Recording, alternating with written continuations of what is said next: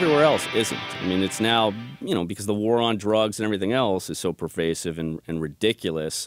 So at Lewisburg, I'll give you an example, it was about 500 people, 200 black, 200 Spanish, maybe 100 white. That's all you need to know. Now I have a perfect picture of exactly how dangerous it was. And out of all of those, maybe 25 white collars. So, like I told somebody, I walked into the lunchroom and clearly looked like deer in headlights, and some white guy came up to me and said, "Oh, did your lawyer lie to you too and tell you this is a white-collar prison?" So that was one of my introductions. That's a scary thing to hear. Yeah, because when they say that, they're also saying that you look like what you are, and you don't want to look like what you are. You want to look like a murderer. Absolutely. You should have shaved your head. I probably should have.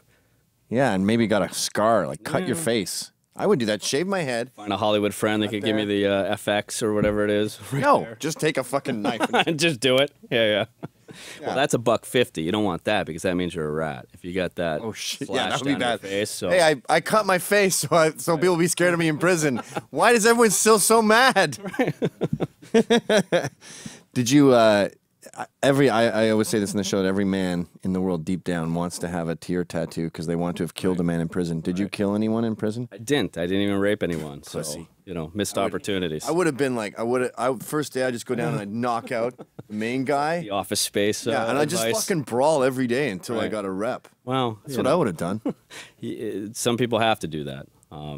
Well, you must have had conflict, though. Tell us about There was conflict. Some rough stuff. There was conflict. A camp, which is what minimum security prisons are known as, even though they may not feel like camps, so to speak. Yeah. Like, when my daughter came to visit me, she's like, "This doesn't seem like a camp." I'm like, well, different type of camp. It's hell camp. Yes. It's a zero tolerance policy for violence. That doesn't mean there's no violence. That means if you get caught perpetrating, or if somebody, even if I got jumped, and I had people step to me for various reasons. Like what? So the Bureau of Prisons, in its infinite wisdom and knowledge, put my 2 co-defendants in the same prison as me.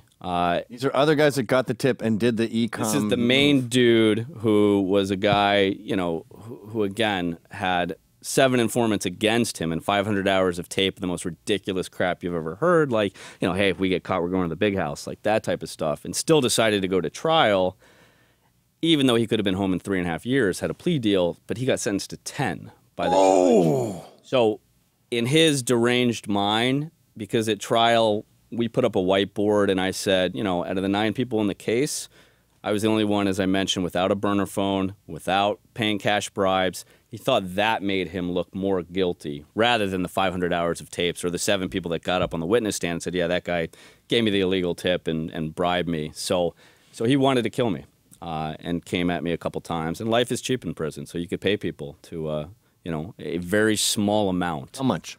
So for $500, you put someone in the hospital or less. It depends. It depends on the commissary needs and what somebody is willing to do. But you can get a trainer. They had a gym. I mean, this is one of the bonus parts. They had a gym, which is, again, it looks like something out of the 50s or 60s with the medicine balls, but they have some free weights.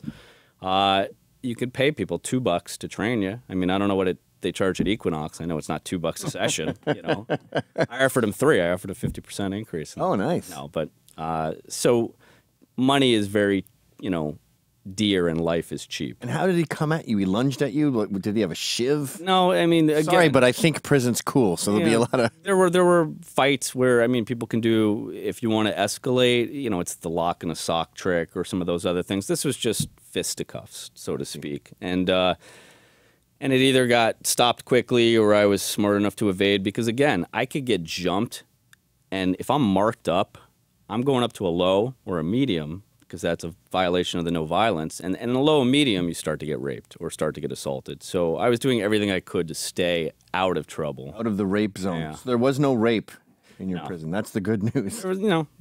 I don't think there's any that occurs at a camp or a minimum security level. There was some consensual, but that's not, that's not rape. That's what I was going to ask you, Nas. After you got out, did you and your boyfriend just part ways and refuse to ever speak of it again? Or do you still text, miss you, boo? Or what's the rapport like now? I met some good people, though. I still have a lot of friends that I met on the inside who were, like I said, maybe... The world around is just